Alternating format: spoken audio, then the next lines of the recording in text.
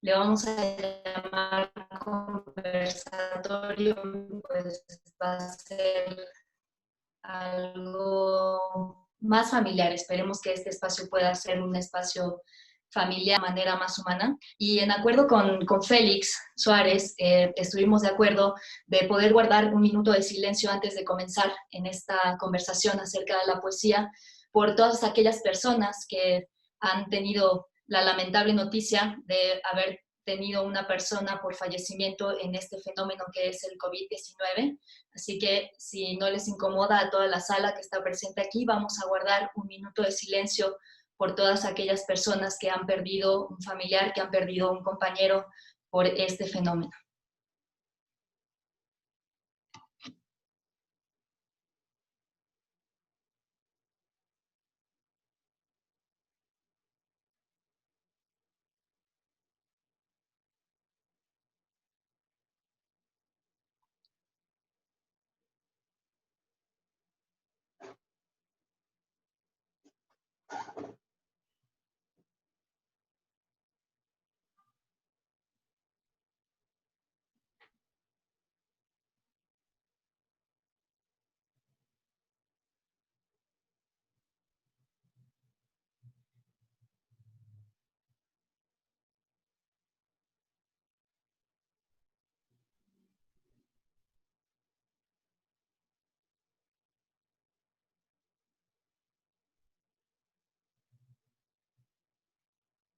Bien, muchas gracias. Vamos a dar inicio a este conversatorio en el marco del 138º aniversario del normalismo mexiquense. Nos acompaña, tenemos el gusto de estar en compañía de Félix Suárez, quien es poeta mexiquense, de quien me voy a permitir leer su ficha curricular para poder presentarlo con mayor amplitud.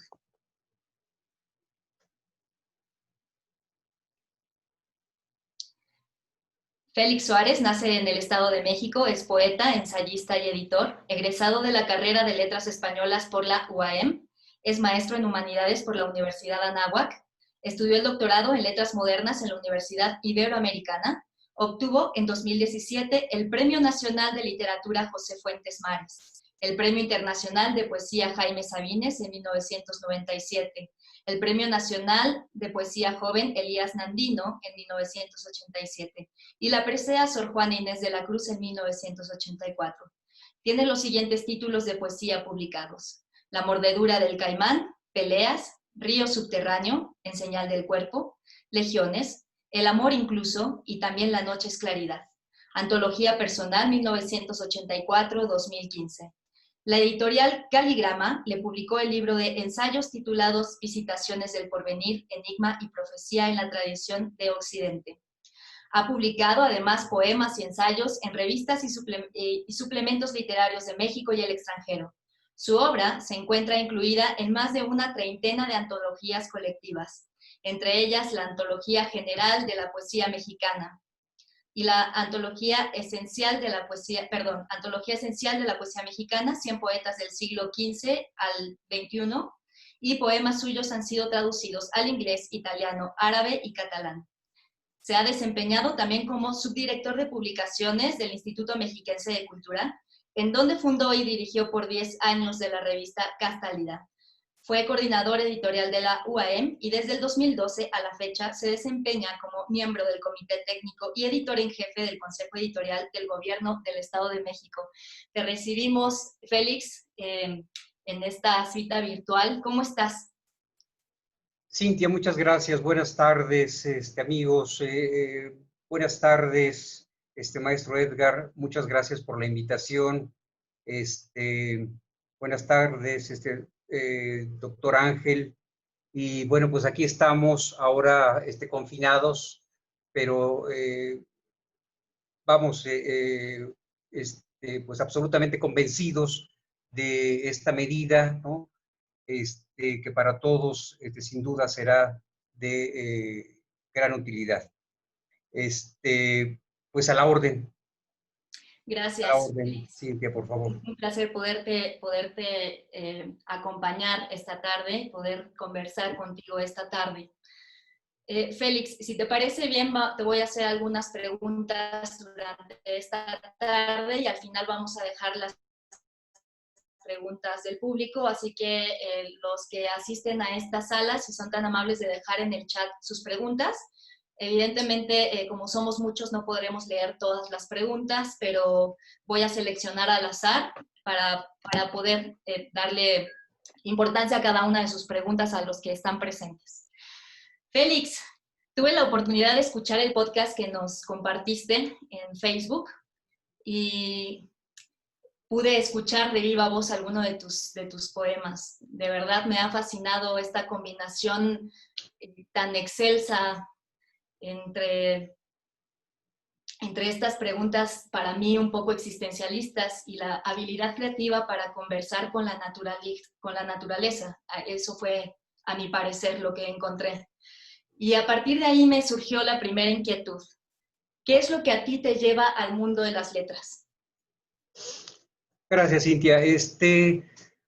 Bueno, fíjate que partiendo de la idea justamente de el tema del que habíamos comentado justamente de esta conversación, estaba pensando pues en estas últimas horas que de una u otra manera iba a tener que hablar de ese pasado, ¿no? Es decir, cómo llegué pues a la literatura. Y viene bien justamente porque yo inicié, digamos, en este gusto por la poesía gracias a un maestro, ¿no? Gracias a la poesía justamente que se dio de algún modo, ¿no? A los poemas que nos compartía en clase. Y eso ocurrió justamente cuando yo entré a la secundaria. Eh, Creo que eso fue para mí un momento determinante. Escuchaba pues a este maestro de español, ¿no? Leernos en voz alta con una claridad impecable, con una emoción especial, aquellos poemas. Y yo en la soledad, ya en casa, intentaba reproducir esos mismos ritmos que me parecían tan evocadores y tan emotivos. Creo que ese fue un momento importante, ¿no? Increíble lo que dices, ¿no? Porque justo esta tarde vamos a tratar de llegar a esta parte de la motivación en los maestros para los textos, ¿no? Primero para el acercamiento en cuanto a lectores a textos poéticos y posteriormente también a la creación de estos. Entonces es muy importante lo que mencionas, ¿no? Que gracias a un profesor fuiste tú, se despertó en ti este gusto por las letras. Cuéntanos, Félix, ¿qué diferencia hay entre el poeta y otro tipo de escritores? No sé, en el sentido de poder expresar estas inquietudes humanas a través de los versos, de la prosa. Bueno, yo creo que hay sobre todo una coincidencia. Empezaría por ahí. Todos los escritores, hablo de la gente pues que se dedica, digamos, como a la creación ahora, digamos, ¿no? Vamos a dejar por un momento a la parte de los investigadores y de otro tipo, digamos, de gente que maneja igual este lenguaje. Y justamente se trata de eso. Creo que lo que define, digamos, a la mayor parte de los escritores es este contacto, digamos, casi físico con las palabras. Es una convivencia que se da de manera muy particular, a veces de manera incluso dolorosa, pero la mayor parte de las veces, diría, igual gozosa. Conforme a esto que nos cuentas, Entonces, ¿cuál sería el juego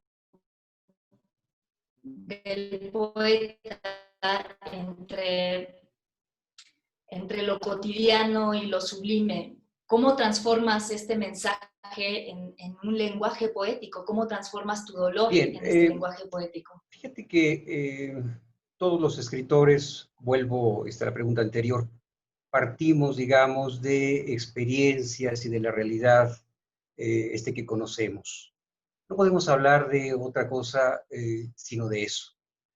Pero esa realidad puede ser igual pobre, ¿no? Puede ser una realidad, digamos, no llena de lo que uno imaginaría que tienen que vivir, digamos, los creadores para llevar después eso a su literatura. No, eh, creo que la experiencia se transforma justamente en las manos del escritor y la convierte en otra cosa. Así que esta realidad, digamos, inicial, estas vivencias cotidianas se convierten en palabras, en un hecho estético que podríamos llamar, bueno, poema o novela o cuento, ¿no? En eso consiste justamente la labor del escritor, en darle un giro, digamos, a estas experiencias y transformarlas en un hecho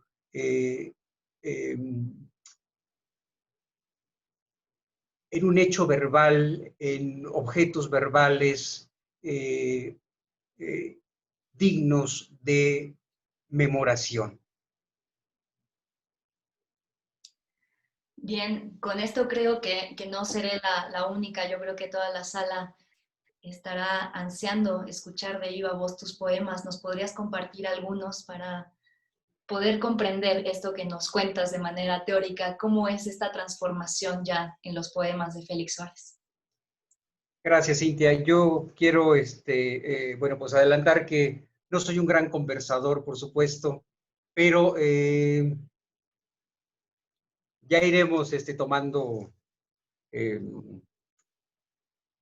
comodidad en la sala, diríamos, así es que sí, me gustaría iniciar con la lectura de algunos poemas y a lo mejor después volver ya con más confianza a la conversación. Bien, les leo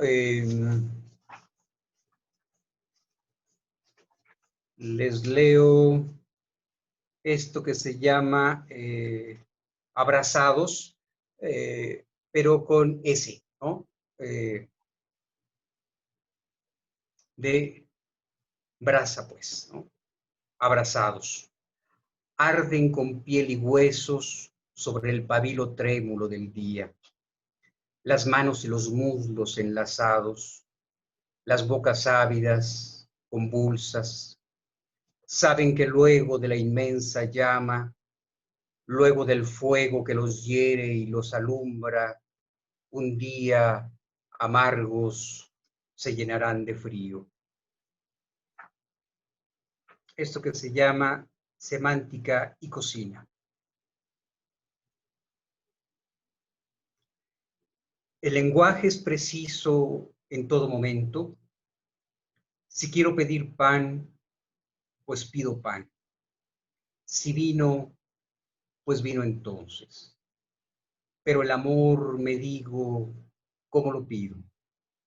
Porque pedir amor no es de algún modo rogarlo, mendigarlo, y el amor, sabemos, no se ruega, no se pide, como podría pedirse en todo caso un buen corte de carne o una copa de Burdeos. Es gracia, ofrenda, derramada miel sobre tus heridas. Déjenme acercar otra cosa.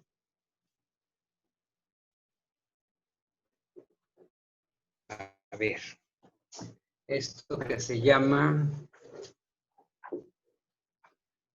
de otro libro.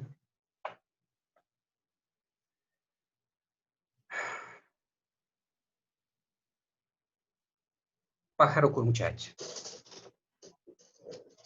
Mientras mi lengua iba y venía y se anudaba entre la lengua suya, he creído sentir de pronto, justo a la mitad de sus rotundos pechos, el aleteo de un pájaro asustado, queriéndose matar contra su jaula.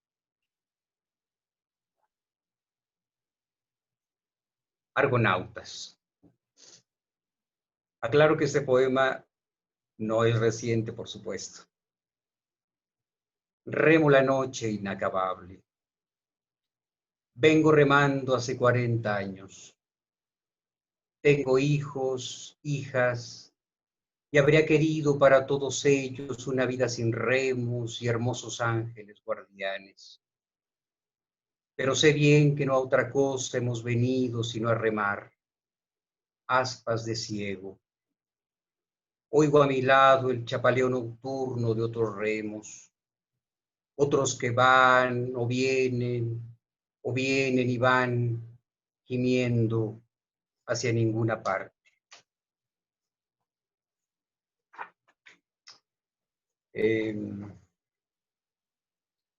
De otro libro,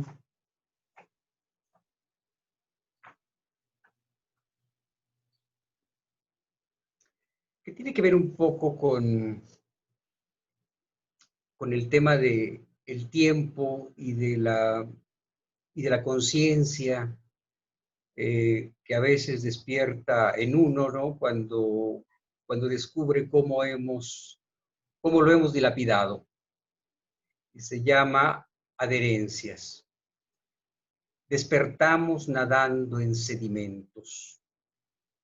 El salitre prueba que hemos dormido y que pasó el agua en tanto.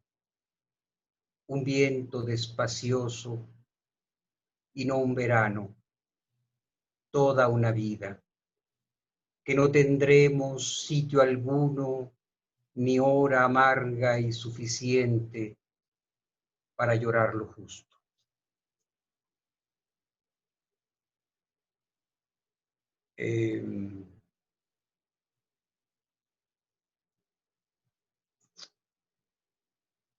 El cometa.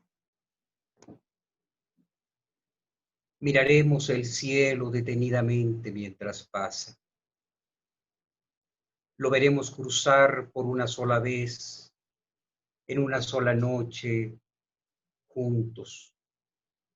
Bajaremos los ojos después, los mancharemos con polvo, para que el cuerpo, mujer, no olvide en esas horas su destino.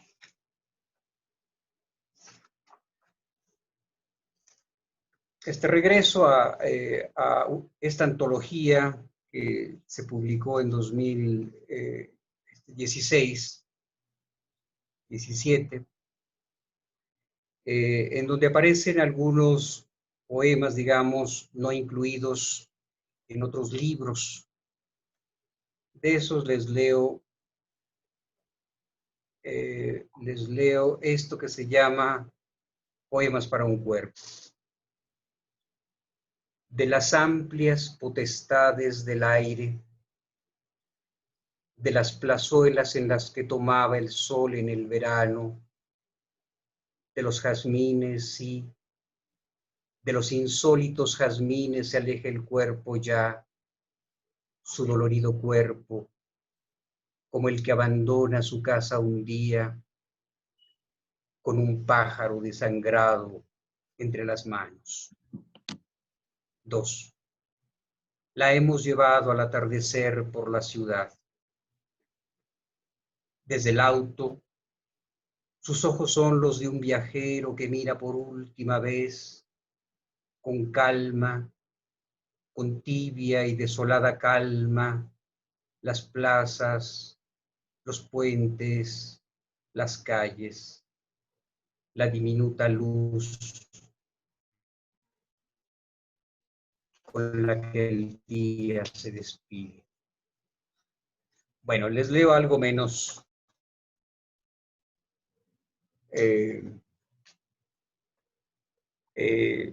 hay entre los músicos un rasgueo, aunque también lo hacen en el piano, ¿no? Algo que ellos conocen como pizzicato. Y este poema intenta, digamos, como reproducir este rasgueo, ¿no? Este pellizco, ¿no? Con el que los músicos rasguean la guitarra, pizzicato.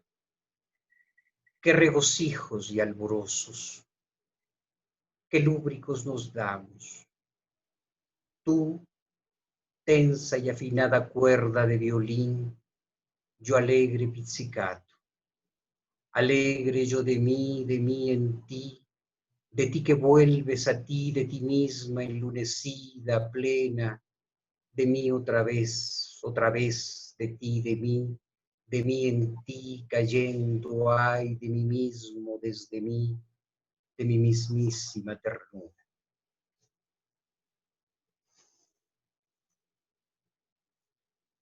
Hay en la tradición, la tradición cristiana, judío-cristiana, esto que nos enseñaron alguna vez, incluso hasta en el rosario, me atrevería a decir, ¿no? Que una vez que se hayan concluido los tiempos y cerrados, digamos, igual la vida de los hombres en la tierra, habría un momento en el que nos reuniríamos vivos y muertos, dice el credo, ¿no? Y así que esto se llama el día de la resurrección. No se espanten. No es nada que tenga que ver con, con la iglesia. El día de la resurrección. Ese día, amada, sobre el umbroso valle de Josafat, no despertaremos tampoco juntos. Ni volveré a mirar como hoy en otros días el primer rayo de luz sobre tu cara. Nada está escrito, nos volverá la dicha. Bueno.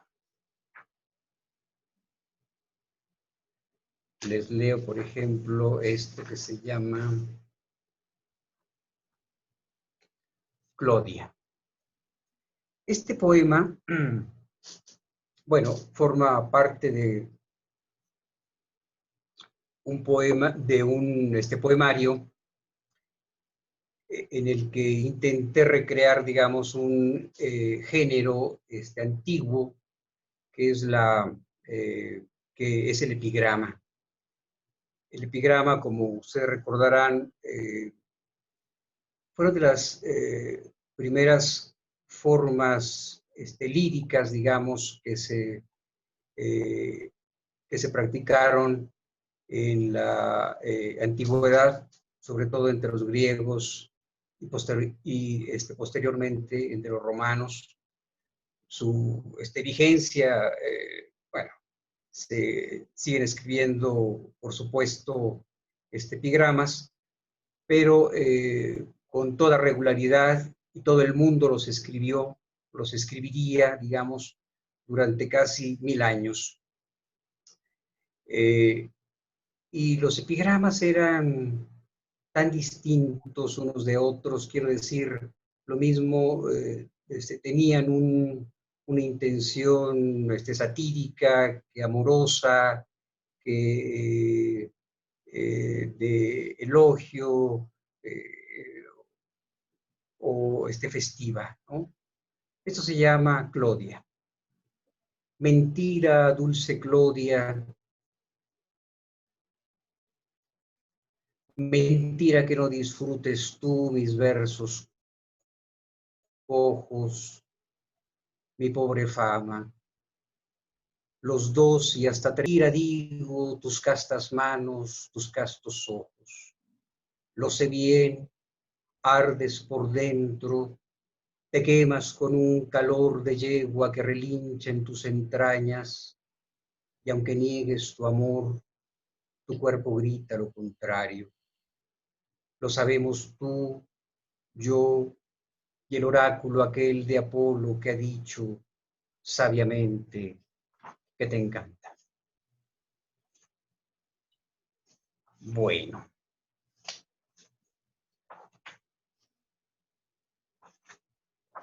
pues no sé si quisiera, Cintia, que volviéramos a la conversación o continuamos leyendo lo que tú me digas o lo que nos indique nuestros amigos del auditorio.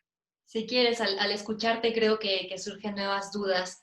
Escuchaba este poema de Semántica y Cocina y pensaba en esta creatividad que tiene el poeta cuando se llega a los límites del lenguaje, ¿no? Como diría Wittgenstein, ¿no? O sea, este límite que parece ser que no todo aquello que nos rodea puede ser expresado, pero la poesía le da como esta vuelta, ¿no? Esta vuelta creativa. No sé si nos puedes compartir cómo son estos giros lingüísticos o estos creatividad en la lengua para poder crear y poder ir más allá de nuestros propios límites. Sí, bueno, eso que mencionas es todo un tema, ¿eh? Es el tema de reflexión, creo yo, de buena parte de la poesía contemporánea. ¿Qué es qué es lo real? Lo real es lo que nombra la palabra, lo real existe fuera de la palabra. Yo diría lo mismo que aseguraba Herder, ¿no? Nada existe si no fue nombrado antes. Y la palabra justamente abre ventanas, nos permite por un momento ver otras cosas que el uso práctico, digamos, pragmático del lenguaje no nos permite ver. Y solo la poesía, gracias a la metáfora, gracias a la imagen, pues nos abre otras perspectivas sobre esa misma realidad que pareciera que es inmutable. Y la poesía nos revela que no es así, que hay siempre algo más que el lenguaje mismo en este uso práctico, vuelvo a eso, no nos permite ver. Cuando José Juan Tablada dice tierno saus, casi oro, casi ámbar, casi luz, podemos salir, este es un momento donde los sauces tienen justamente estos colores y ver ya con otros ojos ese árbol que siempre ha estado ahí frente a nosotros, pero que no le prestábamos a lo mejor la atención a la que nos convoca, digamos, y a la que nos incita el poema. Claro, totalmente cierto. Félix, sabemos que un poeta pues no nace de la nada. ¿Cuáles han sido para ti las influencias que te han marcado como poeta? Bueno, no, en efecto, nada nace de la nada, y la literatura vamos, como la cultura toda, como el arte todo, viene de otro lado. Es decir, viene de una tradición. Esta es mentira que uno quiere escribir, digamos, eh, sin antecedentes, porque no, estoy repitiendo alguna barbaridad que escuché, ¿no? Porque no quiere otros escritores. Mentira. El poeta, el pintor, el narrador, cualquier gente pues que esté dentro de la creación, dentro de la investigación, dentro del arte, en cualquiera de sus expresiones, necesita de esa tradición. Dice Eliot algo muy interesante: la tradición no es algo que uno herede, ¿no? No es algo que uno adquiera por ser parte, digamos, de un país o de una nacionalidad o de un idioma, ¿no? La tradición se adquiere y se requiere cierta conciencia histórica, ¿no? Cierta conciencia histórica que nos hace herederos, digamos, herederos conscientes de lo que escribió en su momento Homero, ¿no? Pero también Shakespeare, pero también de todo lo que están escribiendo en este momento de lo que están pintando, de lo que están investigando en este momento nuestros contemporáneos. Así que no es verdad que uno parta de la nada, ¿no? Uno parte de esta tradición, sea para continuarla o sea también para negarla, ¿no? Pero para negarla necesitas conocerla, estarás de acuerdo. Claro. En efecto, bueno, yo podría decir que mi primer libro lo escribí un poco bajo la influencia de una generación que para mí, como joven, casi adolescente, fue muy importante. La generación de contemporáneos, ¿no? Esta generación donde eh, militó eh, Jorge Cuesta, José Gorostiza, Carlos Pellicer. Además, el libro está dedicado justamente a la memoria de José Gorostiza, ¿no? Pero también hay otra influencia, esta sí, que me ha seguido vamos, a lo largo de los años, que es el texto bíblico, ¿no? El texto bíblico como un texto, sin duda, el texto o uno de los textos literarios y poéticos más antiguos, ¿no? Hace ratito, y si no de una vez, les leo algún poema de un libro que apareció por allá a finales de los 80, no es cierto, a finales de los 90, que se llamó En señal del cuerpo, y que escribí un poco a partir, fíjense, de un libro que está dentro de la Biblia, que se llama el Eclesiastés, ¿no? O Eclesiastés. Me parece que es uno de los libros fundamentales, por supuesto, de el texto bíblico del Antiguo Testamento, ¿no? Por ejemplo, ¿no? Y así se llama, A la sombra del Eclesiastés. 1. ¿Es el mismo aire, la misma luz, el mismo cielo convertido en agua, la misma lija que devastó a mi padre y a mi abuelo, la misma piedra intacta? Y solo hoy, este instante, solo esta dicha pasajera y mía no volverá. De este mismo libro, por ejemplo, quien haya leído este libro, otra vez, valga la redundancia, este libro que está en la Biblia, recordará o le sonará esto: holgarse con los pies hundidos en el agua, hartarse de los besos y los vinos de tu amada, saciar el corazón contrito, la carne ciega, y que no haya más afán ni más tremor en nuestros días.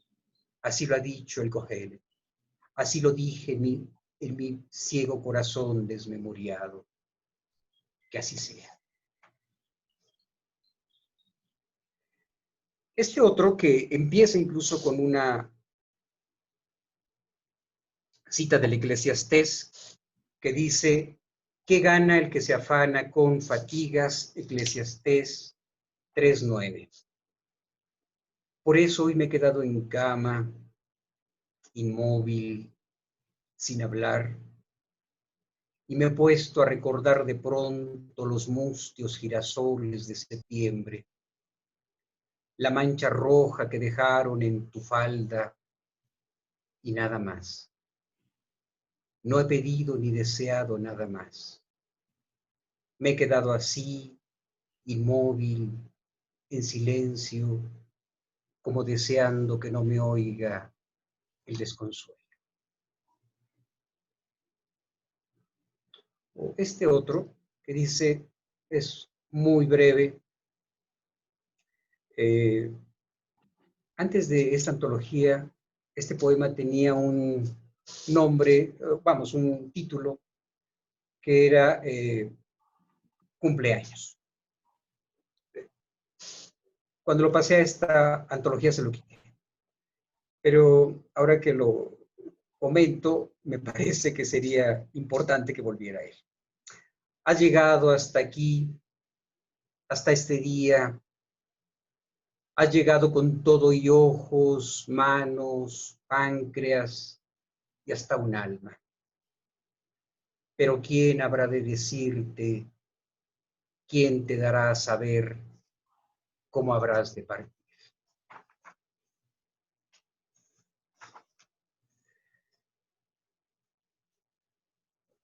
Esto que se llama claroscuro. Con una oscura conciencia de animal escarnecido, lo voy sabiendo. No duramos. La mañana es un patio con sol y pájaros de estruendo.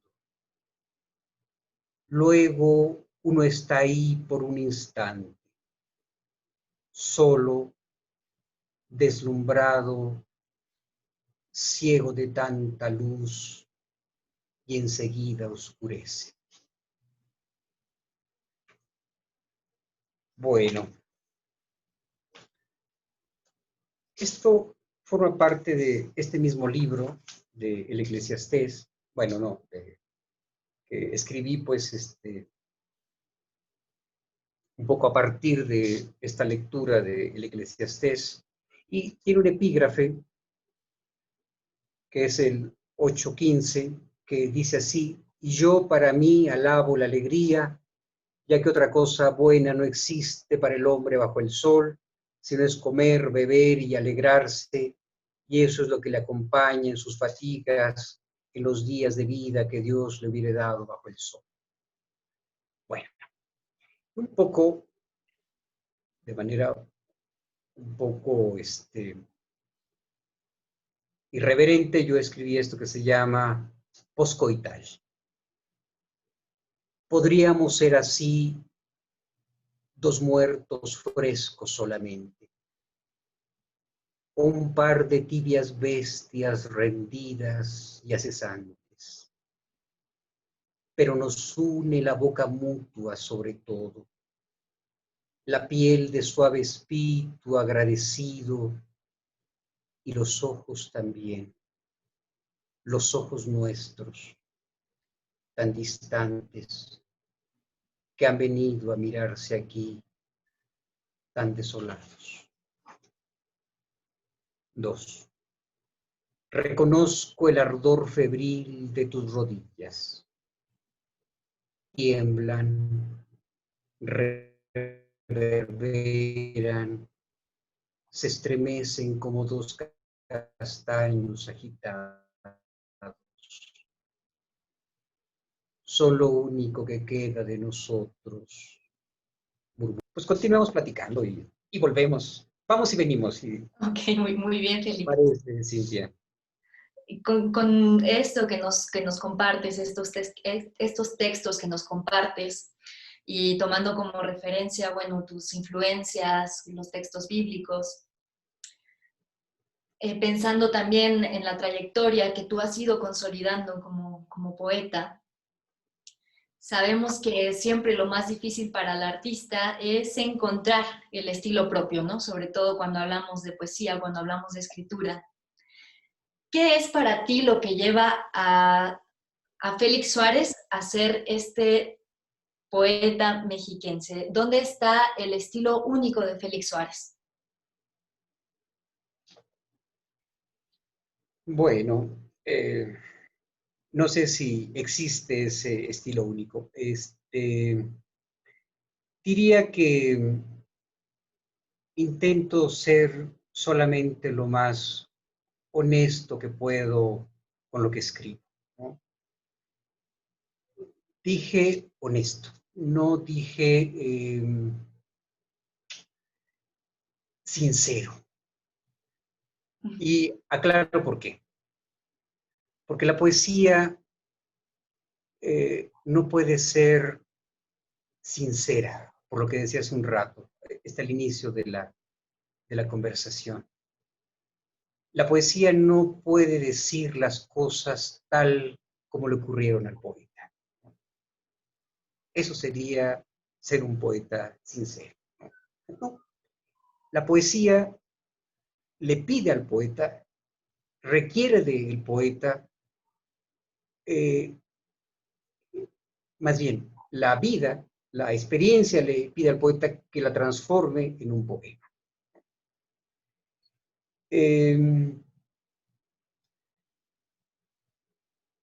Lo que yo intento, pues, es hablar de esto, de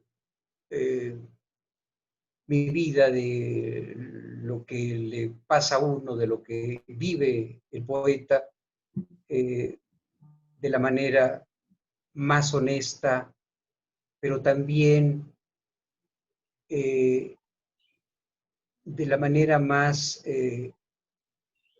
no quisiera usar ese término, pero ahora no me viene a la cabeza otro, de la manera más profesional.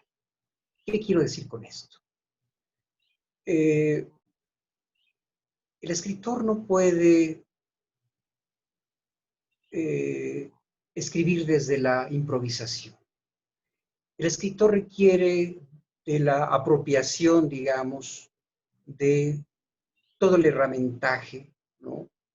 Técnico, verbal, eh, para escribir, sea un poema o una novela.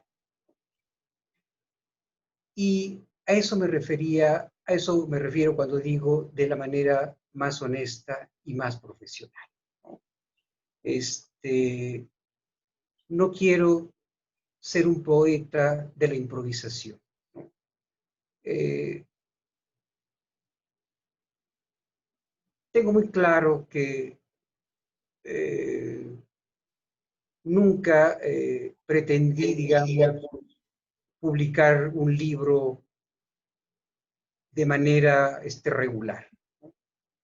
He querido que el libro aparezca una vez que he podido trabajar de la manera más consciente eh, eh, y paciente cada uno de los poemas. Y creo que esa voz, si existe, tiene que ver con ese trabajo o con el resultado de ese trabajo y con algo que para el arte es fundamental, que para el posible lector, ese poema, ese libro, sea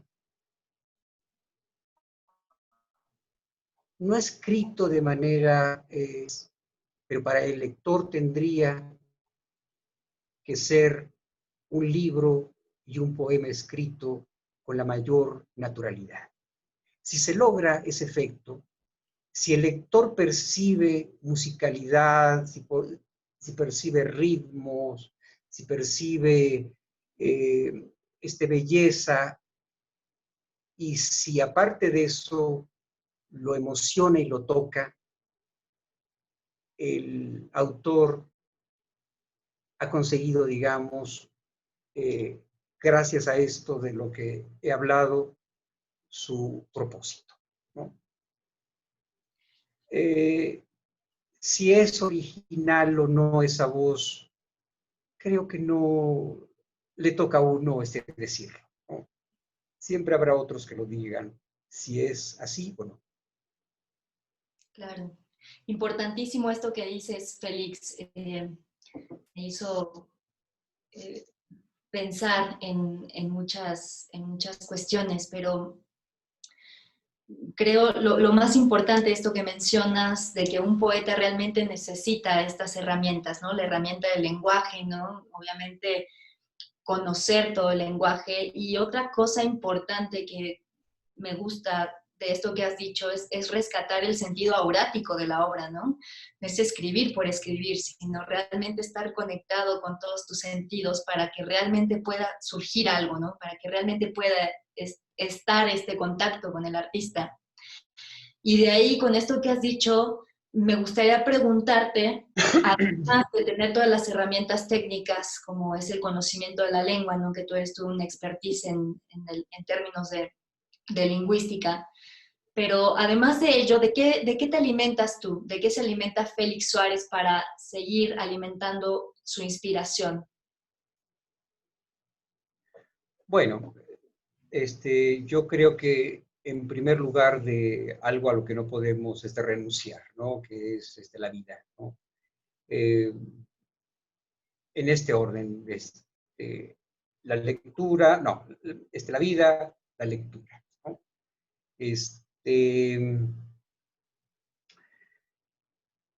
Y bueno, yo creo que el poema es un poco la mezcla, o la poesía es un poco la mezcla de ambas cosas, ¿no? Es un poco lo que uno vive, pero también cómo a partir de cierto herramientaje y de em, de cierta técnica, eh, conviertes eso en otra cosa.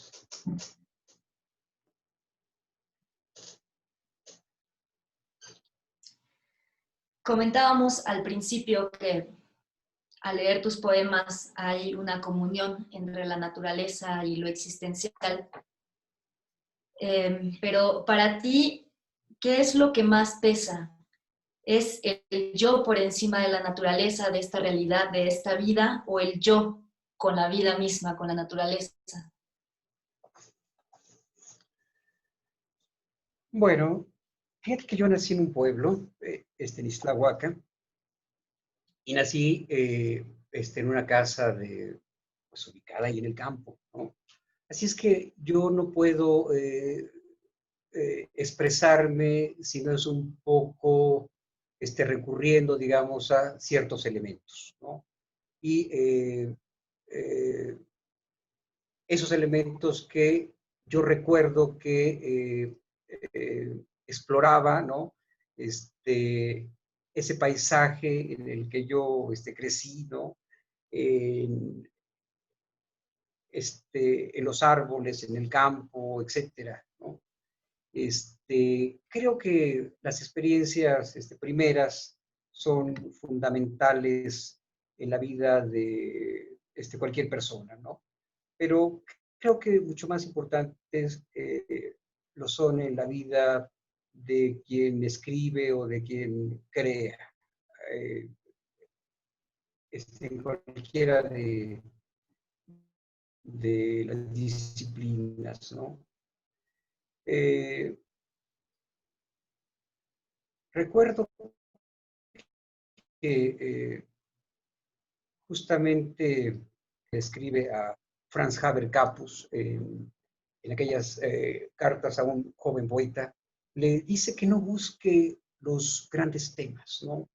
Que los grandes temas son siempre esos que están ahí en lo más profundo del escritor, ¿no? Del poeta.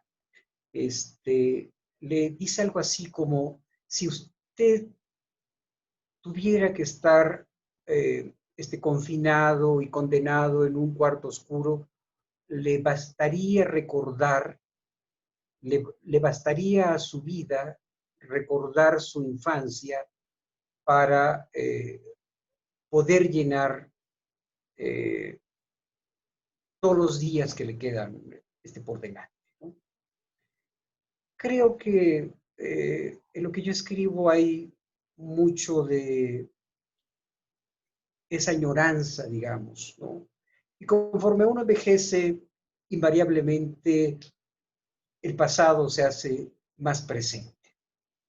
Quisiera leerles precisamente, si me lo permiten, esto que tiene que ver justamente con tu pregunta. Por aquella zona no hay muchos de estos árboles, pero había uno muy cerca de la casa de mi abuela, a donde yo iba a hacer esto, el pirul. Pesa desde el interior de las ortigas la lenta savia triste de la cólera.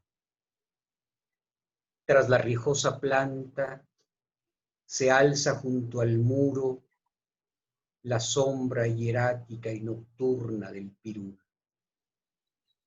Desde sus ramas caen minúsculos corazones resecos. De niño subía yo hasta lo más alto, hasta los brotes más esbeltos, donde era ya invencible y el mundo parecía un ridículo escenario con grotescas miniaturas de trapo. No tengo memoria clara de eso. Yo cortaba las frutillas de reseca sangre para los pájaros y miraba desde lo alto las disputas que tejían mis tías con grandes voces y manos, como si fuera una madeja hecha de hilos y sabias rencorosas, envenenadas. No he vuelto a subir a ese árbol ni a ningún otro.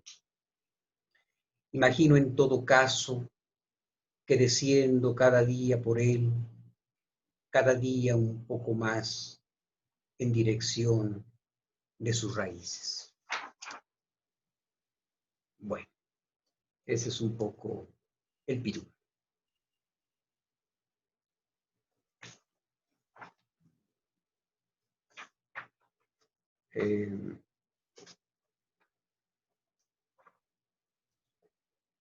Siempre que uno busca el poema que uno busca, nunca lo encuentra, por supuesto.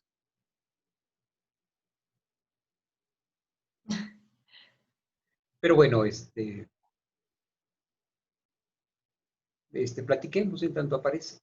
Sí, increíble. Para mí creo que sí hay una comunión perfecta entre ese yo y la naturaleza.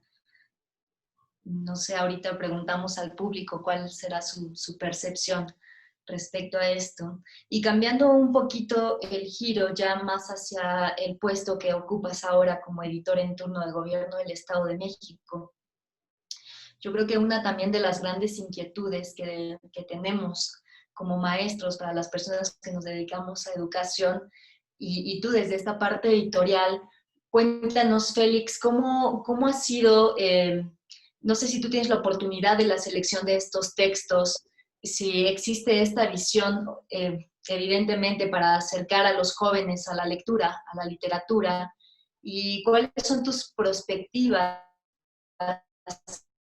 qué es lo que, cómo tú, cuál es tu visión para lograr tener nuevos, ¿nos puedes contar más de esto?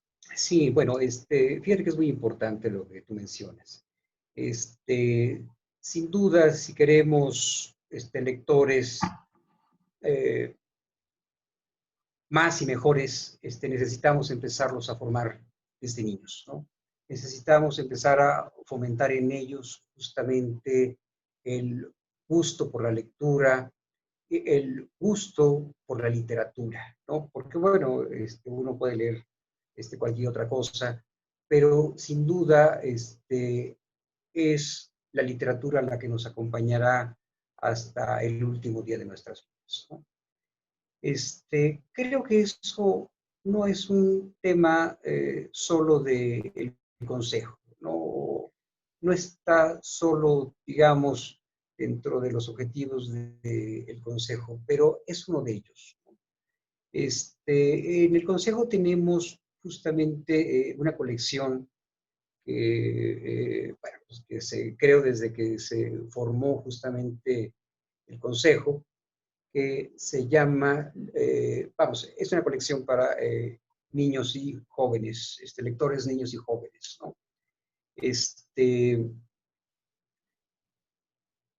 ¿De qué se trata? Pues son libros justamente de cuento, de poesía o de novela juvenil, ¿no? Corta, que busca, digamos, crear el interés ya desde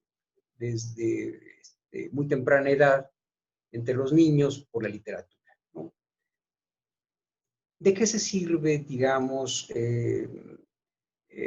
o con qué hacemos, con qué enriquecemos, con qué motivamos, digamos, el acercamiento a estos libros?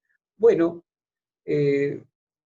a través de la ilustración, a través del color, a través de textos que verdaderamente puedan ser eh, eh, de interés y que puedan despertar y motivar la imaginación de los pequeños, ¿no? En el consejo contamos con gente muy talentosa, ¿no? Ilustradores, diseñadores muy talentosos que convierten, digamos, estos textos en objetos lúdicos eh, que despiertan, digamos, la curiosidad y, y el hambre por o sea, a lo mejor una palabra no del todo precisa, pero yo veo a mi hija pequeña, ¿no? Como me pide más libros de estos porque, bueno, porque ya acabo de leer uno, ¿no? Y por eso hablo de esta necesidad casi de devorar el libro, ¿no? En fin, eso por un lado. Y por supuesto, no únicamente en la parte de la literatura infantil y juvenil, sino que también, bueno, hay otras colecciones, ¿no? Donde publicamos cosas de literatura para todas las edades, ¿no? Y para todas las inquietudes y para todos los gustos. Y creo que ese es uno de los propósitos, ¿no? Si queremos un mejor país, si queremos un país sin tanta violencia, sin tanta desigualdad, creo que habrá que incidir e insistir en el tema de los libros y de la lectura, por supuesto. Gracias. 100% de acuerdo, ¿no? El arte nos salva y nos genera o nos abre a una conciencia más humana, de cierta Así forma. es. ¿Sabes? Algunos estudios de la Real Academia Española han mencionado que aproximadamente, no sé, es un aproximado de 132,000 palabras que existen, yo creo que más, juntando americanismos, mexicanismos, etcétera, pero un aproximado. Se dice que en el día a día las personas utilizan solo el 10% del lenguaje de la lengua. De nuestra deficiencia educativa con una deficiencia cultural, ¿dónde crees tú que radica esta pérdida del lenguaje? Bueno, este lenguaje está ahí. Hay que buscar, digamos, las maneras más bien para que la gente pueda servirse de este gran reservorio, ¿no? Que es la lengua. Y la única manera, creo yo, es a través justamente de la educación y de la lectura, y en específico de la lectura. Así como lo mencionas, bueno, pues se ha observado que la gente que lee tiene una mayor facilidad expresiva, es mucho más articulado, y puede nombrar, digamos, las cosas de múltiples formas, y eh, puede expresar también todo eso que sentimos. En otras palabras, en efecto, el lenguaje nos humaniza, eh, el hecho pues de,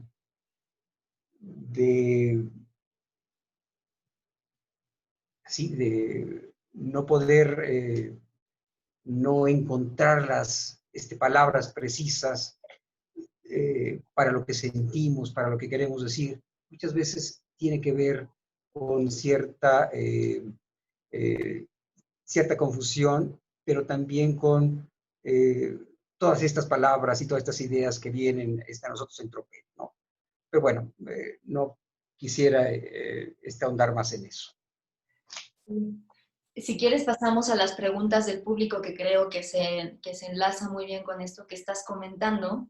Bueno, pregunta María del Carmen Valdés, ¿cómo podernos dar cuenta cuando un alumno tiene esta posibilidad para escribir versos, poemas y prosa? O sea, ¿cómo poder detectar ese talento en los alumnos? Me imagino que por ahí va su pregunta y tiene que ver mucho con esto que estás comentando, ¿no? Bien, yo debo de confesar, debo de hacer otra infidencia personal. No, no es cierto, es un gusto platicar de estas cosas. Este, bueno, yo cuando tenía algo así como 18 años, fui maestro de una primaria. Bueno, este, cubrí un interinato, digamos. Y para mí fue muy enriquecedor, ¿eh? Si algo recuerdo así con mucho cariño es justamente ese contacto que yo tuve y que no he vuelto a tener con niños de tercero y de sexto año, ¿no? En efecto, creo que todos venimos de un sistema educativo similar, ¿no? El sistema educativo de la enseñanza pública, en donde se fomenta poco la lectura, ¿no? Y en donde difícilmente eh, igual podemos detectar a alguien que eh, tiene habilidades, digamos, para estas cosas, ¿no? Yo, cuando era adolescente, y hablo de esto un poco porque quiero hablar de la escuela, ¿no? Porque quiero hablar de mi paso por el aula, ¿no? Eh, y de la influencia y de la experiencia que de una u otra manera eh, tuvo en mí la educación pública y, presencia y la tutela de algunos maestros, ¿no? Este, Yo no sé si se sigue haciendo, pero por entonces, por ejemplo, en mi pueblo se organizaban algunos torneos, por llamarlo de algún modo, que eran concursos de declamación, fíjense nada más, que creo yo que es un género absolutamente como la oratoria, esa poesía no tiene por qué declamarse. Pero es una manera que nos leía este maestro de español, de este primero que nos leía poemas, no los declamaba, los leía, ¿no? Con su voz, ¿no? Así que lo que a mí me interesó no era la grandilocuencia y los gestos y la lágrima, lo que ustedes quieran, ¿no? De los declamadores. Lo que me interesaba, más bien, lo que en mí despertaba era la emoción, ¿no? De ver que esas palabras reunidas provocaban en mí una cierta emoción. Eh, Creo que esos torneos, con todo lo criticable que puedan ser, ¿no? Servían para que chicos a lo mejor como yo y otros que andábamos por ahí, que nos interesaban, bueno, pues ya los libros y, y estas cosas, encontráramos como alguna salida a estos intereses, ¿no? A este interés por la literatura, ¿no? Por la poesía.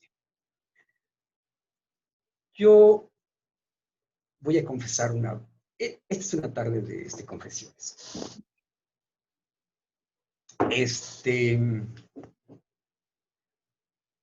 Bueno, yo no me aprendía el Cristo de mi cabecera y por qué me quité del vicio y mamá soy Paquito, ¿no? Yo de manera un tanto ambiciosa, digamos, escribía mis poemas. Debo decir que nunca pasé de la primera etapa. Invariablemente me descalificaron.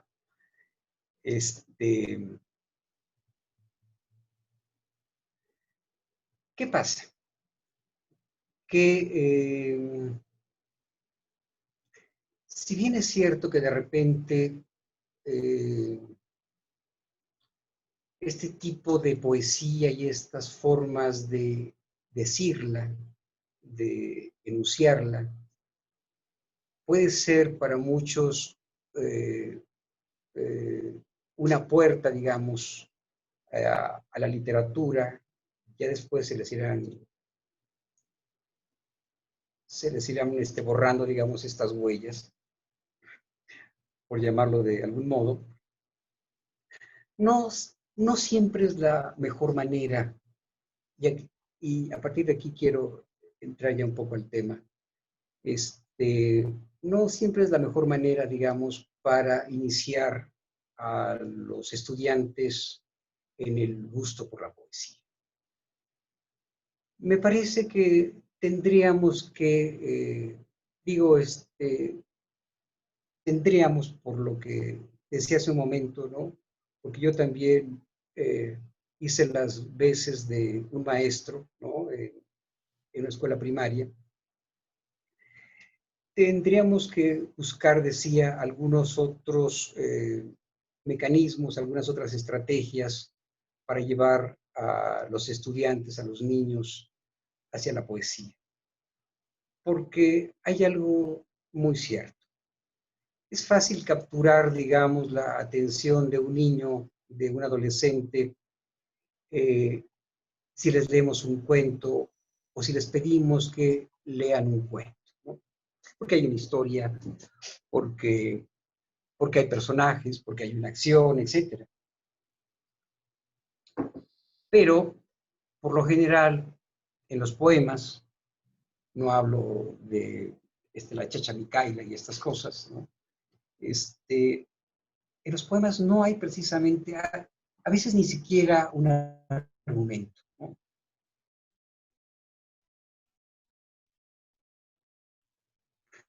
No hay un tema que el chico, digamos, pueda identificar con sus escasas luces, ¿no? Tenemos que imaginar nuevas formas, ¿no? Más allá de esto que les comento de la declamación, que me parece que ya no es,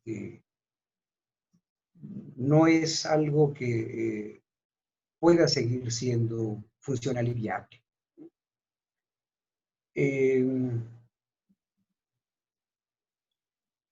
La reacción que los chicos tienen cuando por lo general me invitan a leer a las escuelas, al principio, claro, es ¿cómo? Vamos a ir a escuchar poemas, que eso no es una cosa como de viejitos, como de gente un poco patética, en fin, algo así, ¿no?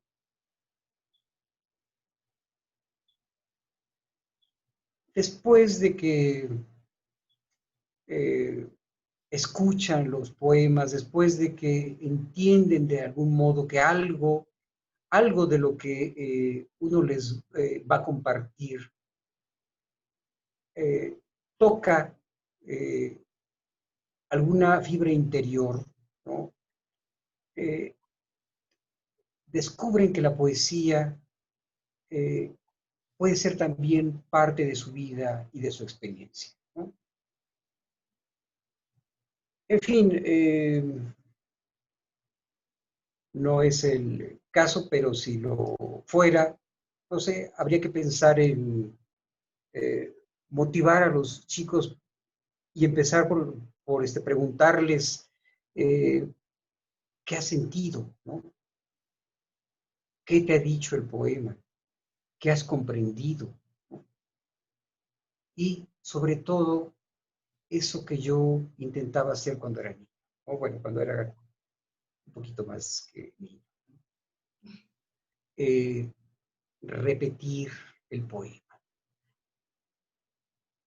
En un taller que tengo la suerte de hacer cada año, yo insisto con los talleristas que la prueba de fuego de un poema es la lectura en voz alta, ¿no? ¿Por qué? Porque la poesía nació con la música, ¿no? Nació acompañada con la música.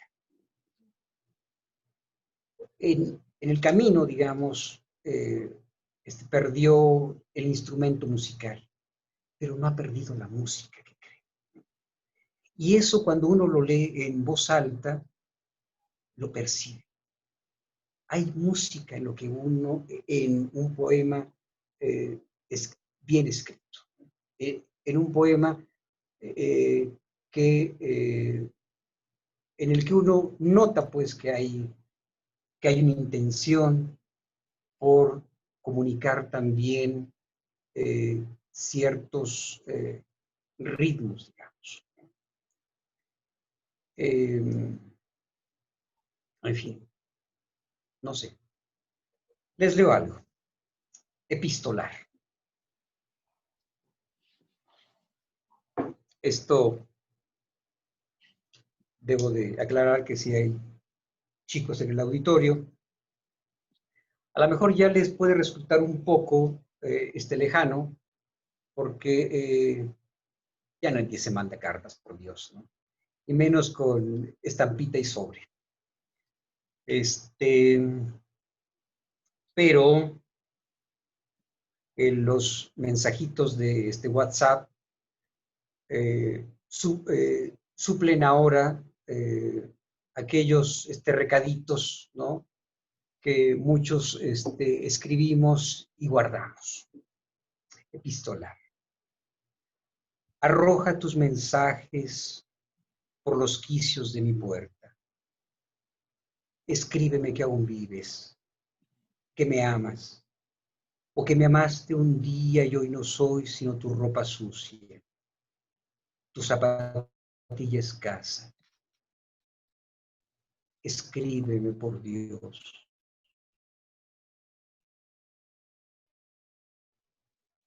Yo guardaré en un libro cada línea de tu mano, para que en otros días, en lenta sombra, si acaso la reencuentro por ahí, me alumbren al mirarlas todavía. Bueno, eso tiene que ver justamente con la escritura y con la lectura, ¿no?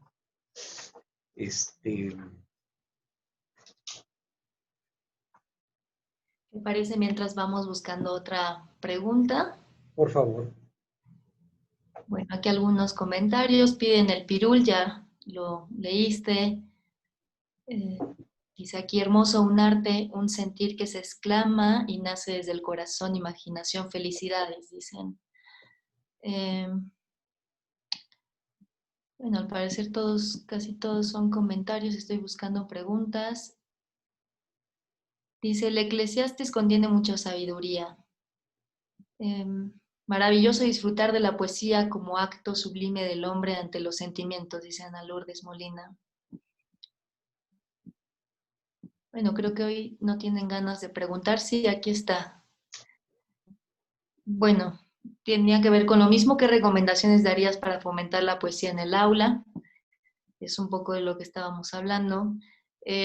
¿Cómo lograr mantener su esencia en cada poema que plasma? Y para usted como autor, ¿qué es lo más difícil y satisfactorio? De escribir y expresar a través de los poemas. Bien. Bueno, yo creo que cuando uno termina de escribir un poema, es mi caso, siempre se queda uno con la idea de lo que pudo haber sido, ¿no? Con que el poema pudo haber sido mejor. Como uno nunca está conforme, yo me he pasado la vida, más que escribiendo, corrigiendo. Creo que yo publico poco porque, no porque escriba poco, sino porque corrijo mucho.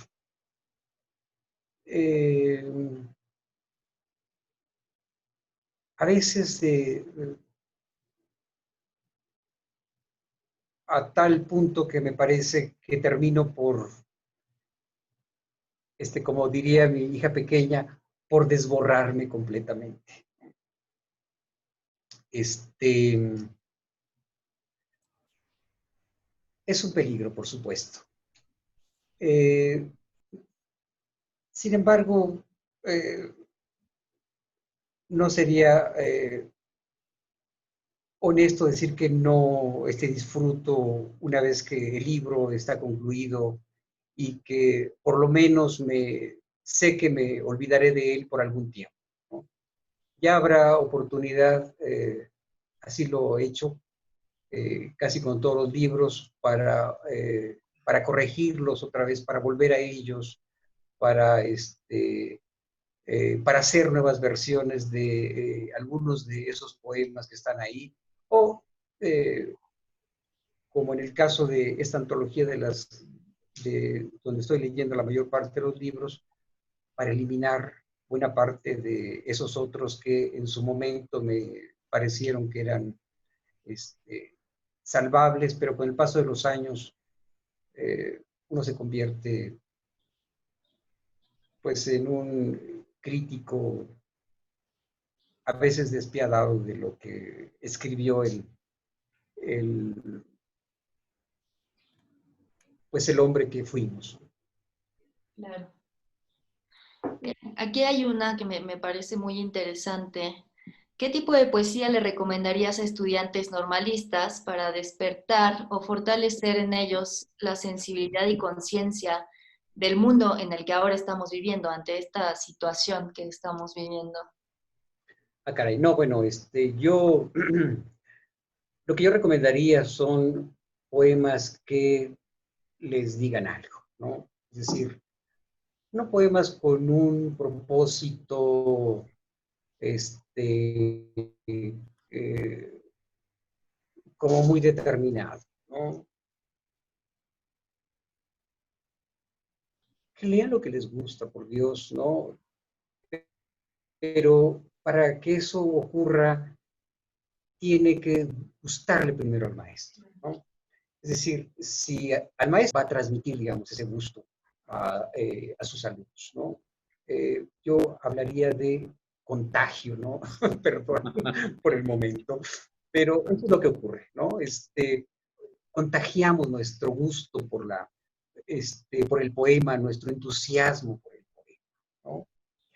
Eh, ¿En qué momento? Es decir, yo hoy hice alguna muy breve selección ya con las prisas y demás, pero por lo general trato de leer ciertas cosas dependiendo del tipo de público.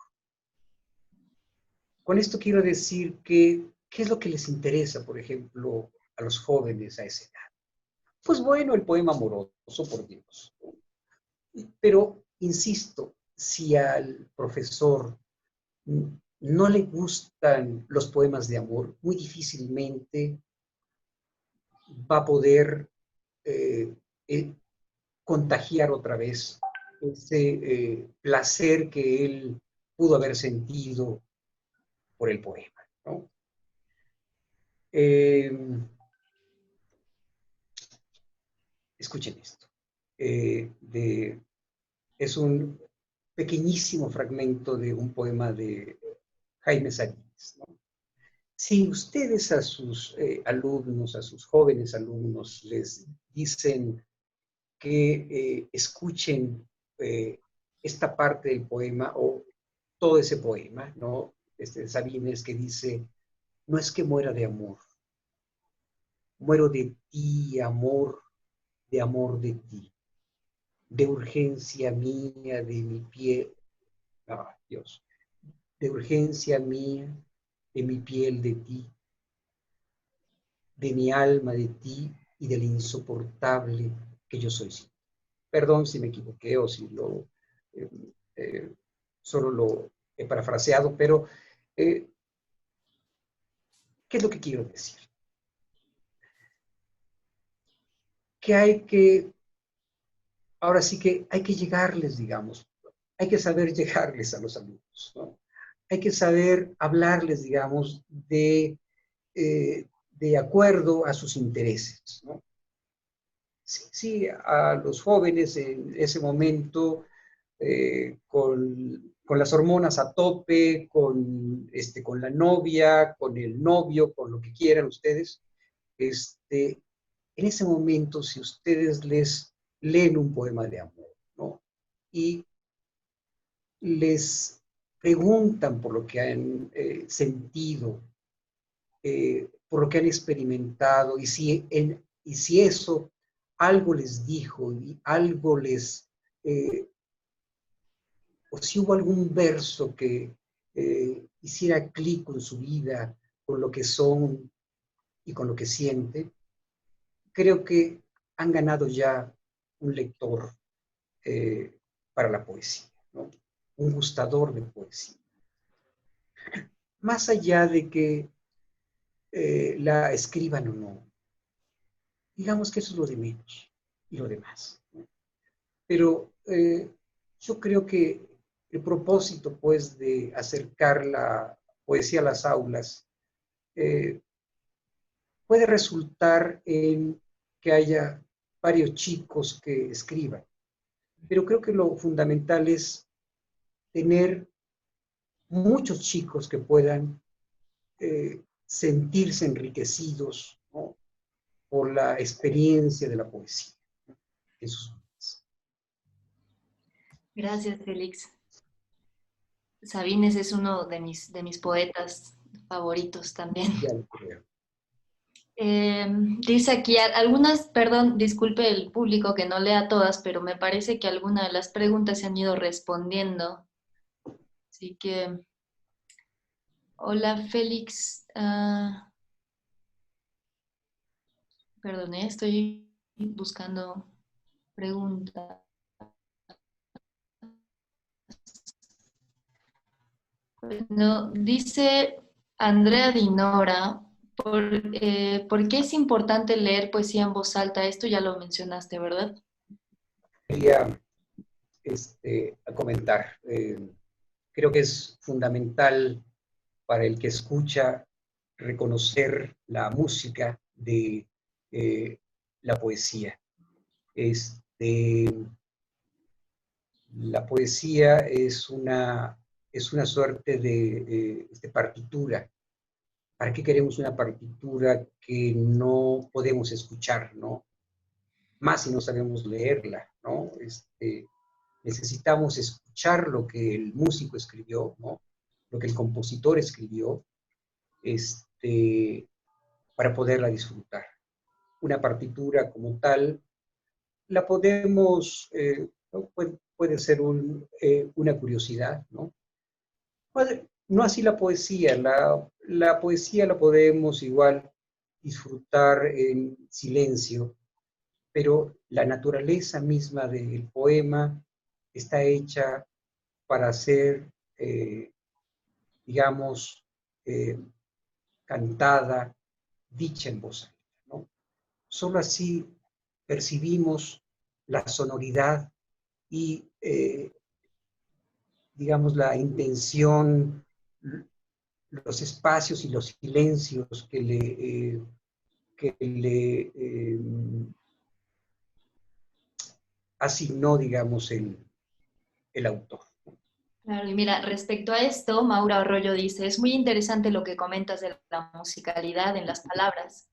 ¿Cómo encuentras o cómo logras mediar las reglas de la poesía, la musicalidad y la soltura de las palabras? Bueno, justamente de eso hablábamos un poco antes, ¿no? El trabajo del escritor, del poeta, está ahí, en este quehacer, digamos, con, perdón, con el lenguaje. ¿Y de qué se trata esto? ¿De qué se trata ese trabajo, ese quehacer, esa tarea? Bueno, en unir ciertas palabras unas con otras, ¿no? De tal modo que digan algo, ya lo comentábamos anteriormente, que sea nuevo para los ojos y para los oídos del lector. Pero hay algo más. Para que esa experiencia no sea la experiencia del hombre o la mujer que escribe una carta, ¿no? Que no sea un testimonio fiel de lo que siente. Y hay algo más todavía. Que ese Así es. trabajo pueda revelarle, que ese trabajo pueda revelarle al lector que fue escrito casi de manera natural. El lector no tiene por qué saber que ahí el, el, autor hizo un encabalgamiento y que hay una literación muy a propósito. Eso, creo yo, está bien para los estudiosos, para los críticos y para los propios autores, es decir, para otros autores. Pero para el lector común y corriente, como somos todos, lo que queremos es justamente tener ese disfrute y ese contacto gozoso con el texto, ¿no? De otro modo, salimos huyendo. Y el éxito, creo yo, de un buen poema es que el lector ni siquiera esté, vamos, que no se entere, ese es el propósito, que no se entere que ahí hubo un trabajo de zurcido y de bordado fino. ¿Se acuerdan lo que se decía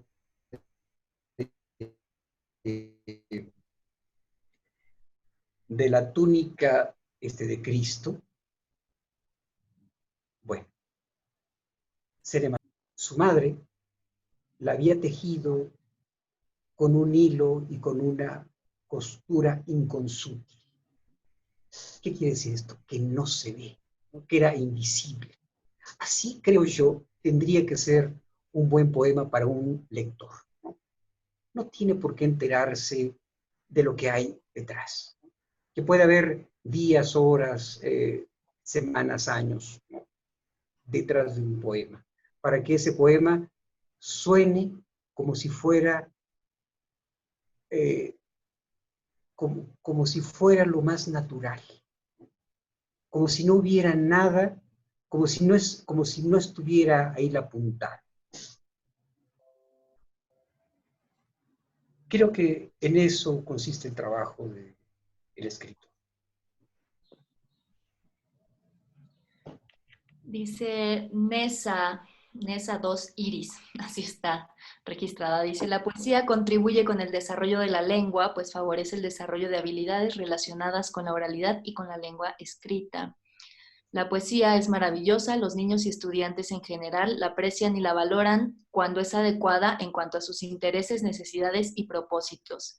Maravillosa la obra de Juana de Ibamború, Allan Poe, Shakespeare, Sor Juana Inés y tantos, Lorca Neruda de León Felipe.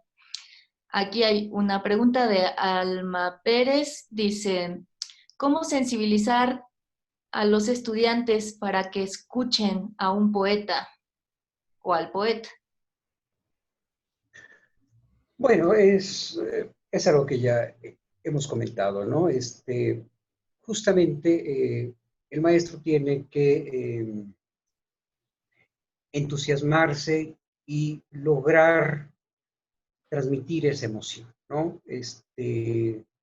Si no logramos contagiar esa emoción, muy difícilmente lo vamos a conseguir.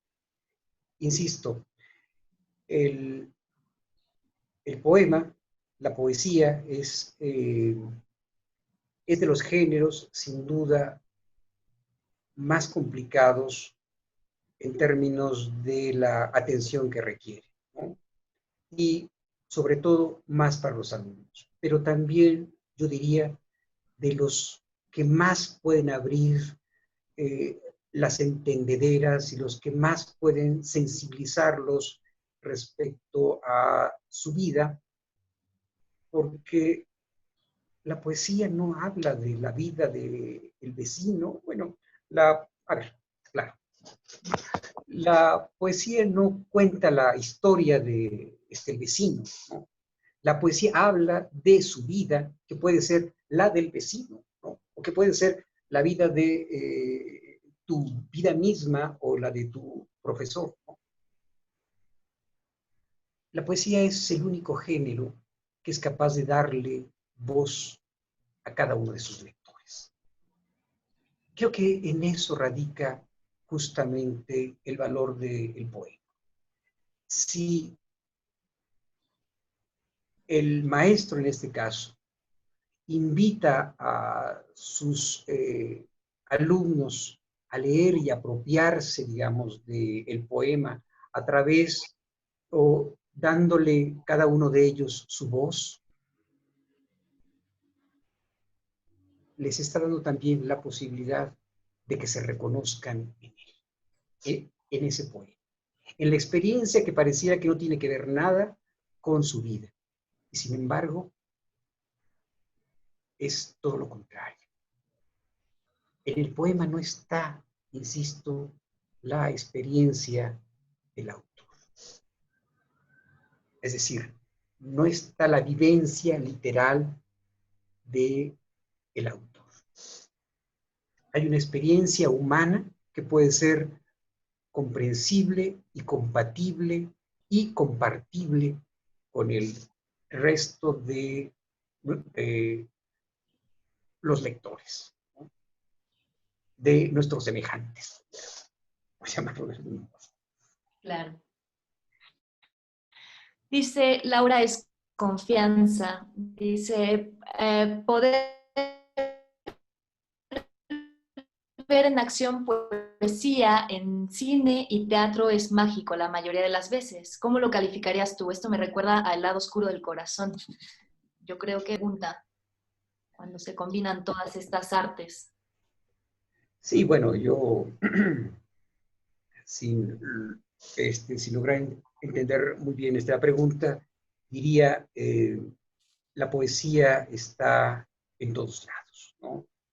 Está en una puesta de sol, está en el mar, está en las manos de la persona amada, está en su boca, en su corazón, ¿no? El tema es que, insisto, no hay una cultura de apreciación y de disfrute, ¿no?, de la poesía. Necesitaríamos leer a nuestros chicos todos los días un fragmento, ¿no? Un fragmento que algo les diga, ¿no? Vuelvo al ejemplo. No, difícilmente después de que alguien recuerda ese haiku, que son 3 líneas, ¿no?, de José Juan Tablada, puede volver a ver ese sauce de la misma manera. Nunca más. Tierno saus, casi oro, casi ámbar, casi luz. La poesía, pues, puede estar en el sauce, puede estar en la danza, por supuesto, ¿no? En todo aquello que nos conmueve, que nos entusiasma, ¿no? Recordemos solamente el origen de esta palabra, el entusiasmo. Es la presencia de Dios. Y ese entusiasmo con el que podemos leer otra vez el mundo, ese asombro, ¿no?, tiene que ver con la poesía, curiosamente. ¿Y qué te parece? Les leo algo. Perdón, sí. Bueno, a ver.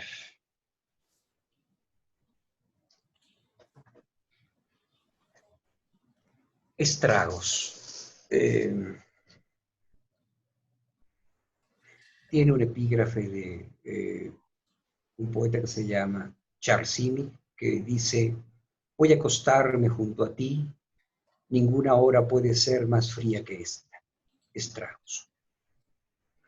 Voy a tenderme aquí contigo para escuchar tu aliento. Va y viene a tropezones, a tumbos, cayendo como una oscura piedra sin destino. Te oigo dormir así y pienso en lo ardorosamente ingrato de este invierno, en sus estragos, en la difícil vida de las calles a estas horas, cómo se agosta el lúpulo 2 veces y cómo cesa herida la imposible jacaranda. Así esos días que vivimos contra el muro, desolados, así este invierno triste, escarchándonos la mesa.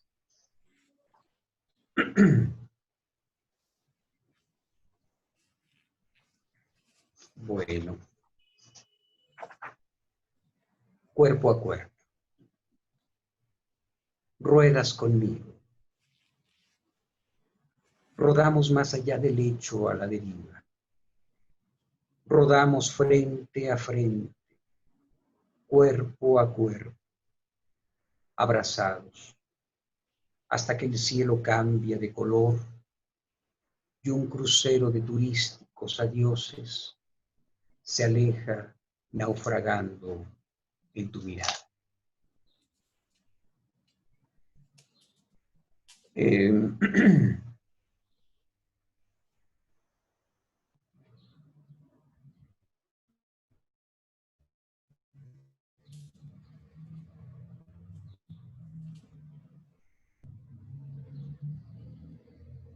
Bueno, mientras aparece alguna otra cosa, si te parece, Vale, podemos si te platicar. parece, podemos terminar con estas dos preguntas que creo es, ¿cuál es el poema más profundo que tú has escrito? Y la otra dice, Félix, ¿crees que la gente no lee poesía por temor a conectar a su mundo interior?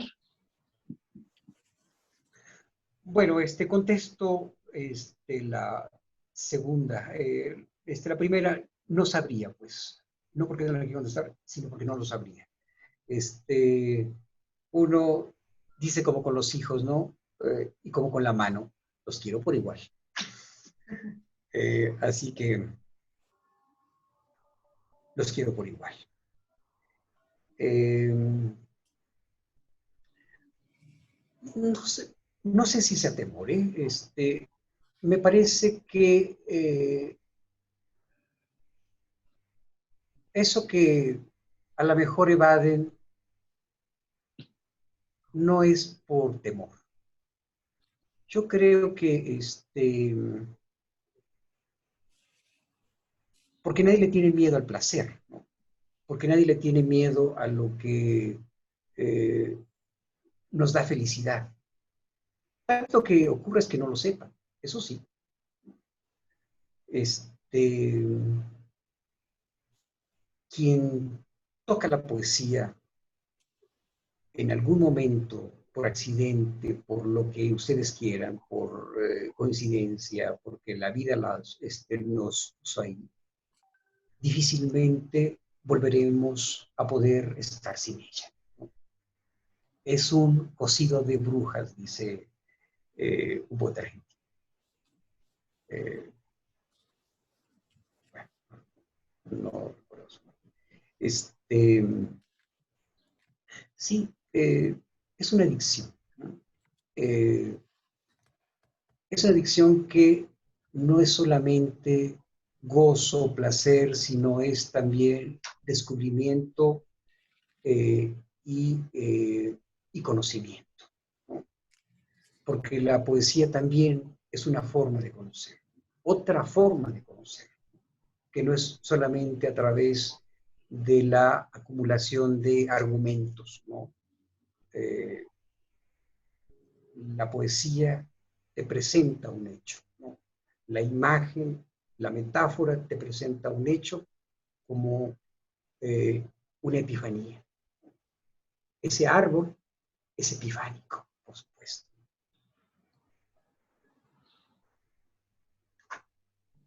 El mar. Muchas gracias. Como se habrán dado cuenta, no acostumbro a hablar mucho, esa es la verdad. Así es que esa eh, voz, digamos, se me acaba rápidamente.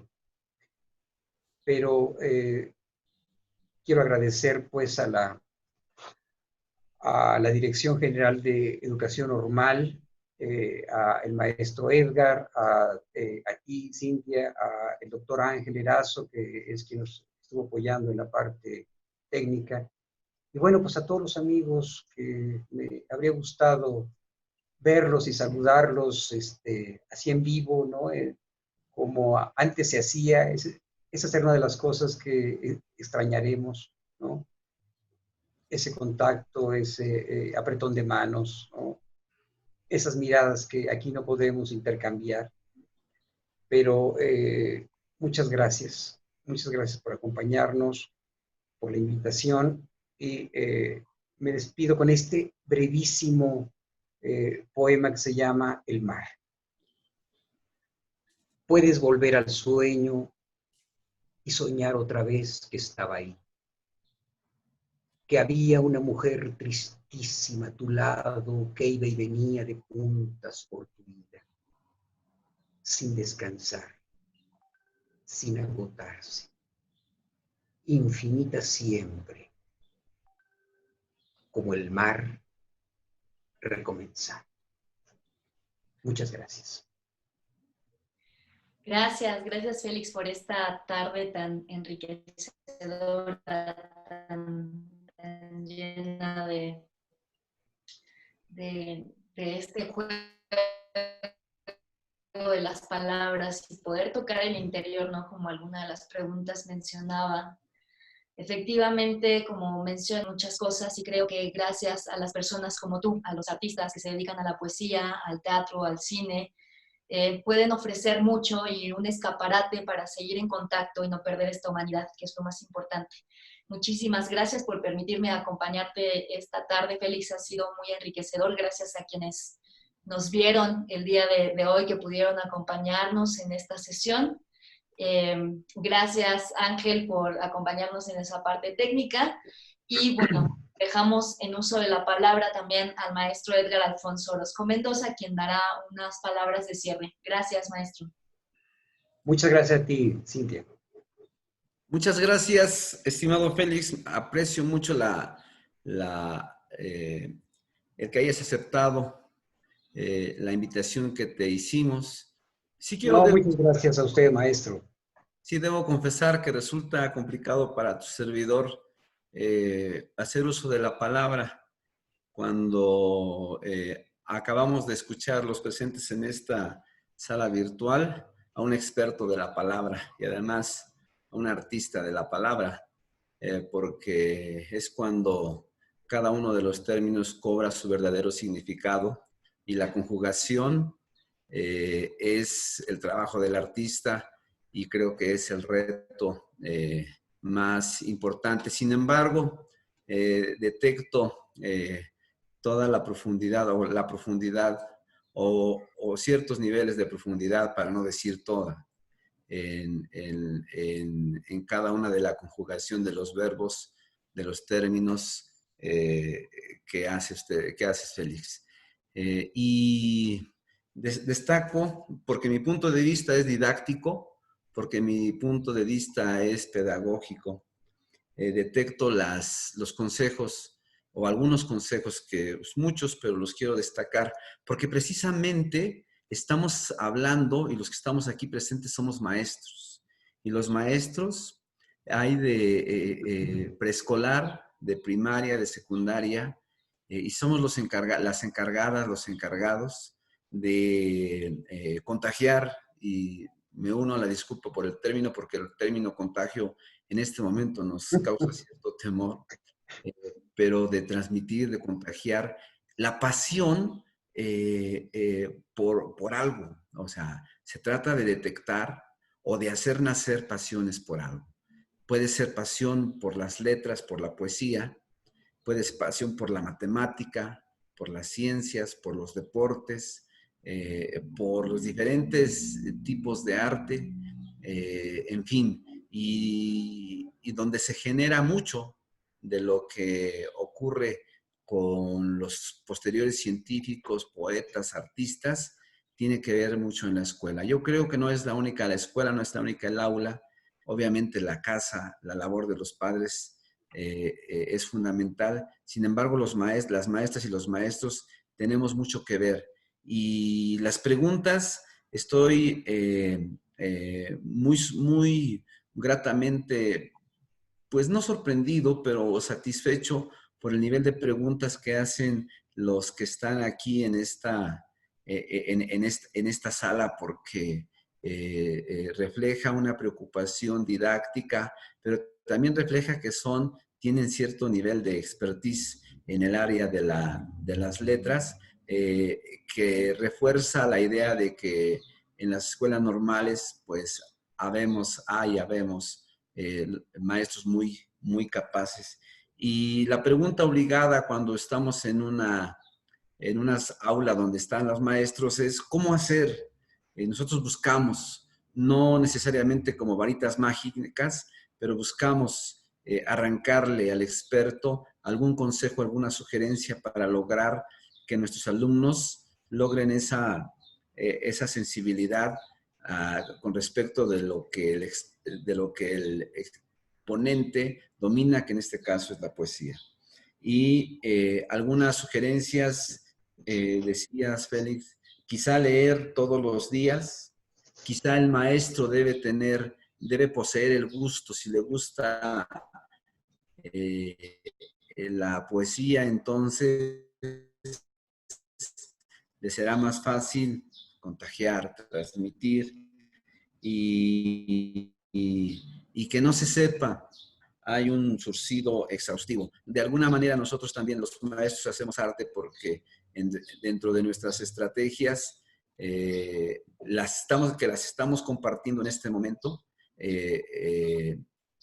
sí, dentro de nuestras estrategias didácticas ya pulidas, efectivamente hay un gran número de horas de práctica, hay un gran número de ensayos y errores, reforzado por un número interesante de horas de reflexión y de lectura que finalmente las configuran como una propuesta más o menos completa. Y vemos que hay similitudes dentro del arte del enseñar como dentro del arte de la poesía, y lo digo con mucho respeto. Y quiero agradecer nuevamente que nos compartas, y quiero agradecerle a Cintia porque el tema dialogar con un poeta exige mucha sensibilidad, y por eso, Cintia, le solicitamos que haya aceptado y lo ha hecho muy bien. Pienso que nos llevamos los aquí presentes consejos, enseñanzas, reflexiones. Yo espero que les haya nacido la intención de escribir ahorita, o de al menos dedicar un poema, tomar el celular y en un ejercicio de lectura de poesía, al menos mandar una nota de voz, porque el escucharle, Félix, inspira. Muchas gracias a todas, a todos. No, muchas gracias, maestro. Muchas gracias por la invitación, y pues aquí andaremos por lo pronto en el confinamiento, esperando que pues la vida nos vuelva a permitir para darnos la mano y estrechar, y poderla estrechar. Muchas Muchas gracias. gracias. Destaco la presencia de la doctora Mari Carmen Gómez Albarrán, su directora de fortalecimiento académico, quien ha estado en esta dirección amalgamando todas estas iniciativas. Ha habido más de 350 ponentes en los últimos 35 días, y me parece que es un ejercicio formador, y aprecio mucho que el Magisterio Estatal tenga la sensibilidad para recibir. Hace rato hablábamos de matemáticas, ahora hablamos de poesía, y en ambas áreas ha habido sensibilidad, ha habido expertise, ha habido recepción. Les aprecio mucho, les deseo que tengan el resto de la tarde una buena tarde, una buena noche, una buena semana, una buena vida. Nos saludamos el día de mañana a los que asistan a los eventos de la normal que corresponde, porque continuamos. Vamos en el día 35 de 40. Y estimado Félix, estimada Cintia querida, les haremos llegar un reconocimiento que cumple con el protocolo de reconocimiento de la participación, pero más allá del reconocimiento es nuestro agradecimiento por la sensibilidad que ambos tuvieron para compartir con los que asistimos de esta excelente tarde. Nada más nos faltaba ya la copa de vino, Félix, aquí para degustar. Bueno, la lectura, pendiente, por supuesto. Sí, quizá algunos de aquí lo hicieron, pero cerraban la cámara para que no los viéramos, para que no nos dieran ansia. Mira, mira, sí, ¿verdad? Yo tengo aquí vino, pero se lo puse a mi taza para que no me tomaran la imagen y pensaran que estuviera yo, pero salud. Muchas gracias a todas, muchas gracias a todos. No, Gracias, muchas gracias. Ángel, la coordinación. Gracias, buenas tardes. Vamos a ver Gracias, dónde hasta luego, adiós. Buenas tardes a todos. Muchas gracias a todos. Gracias. Buenas Bye. tardes.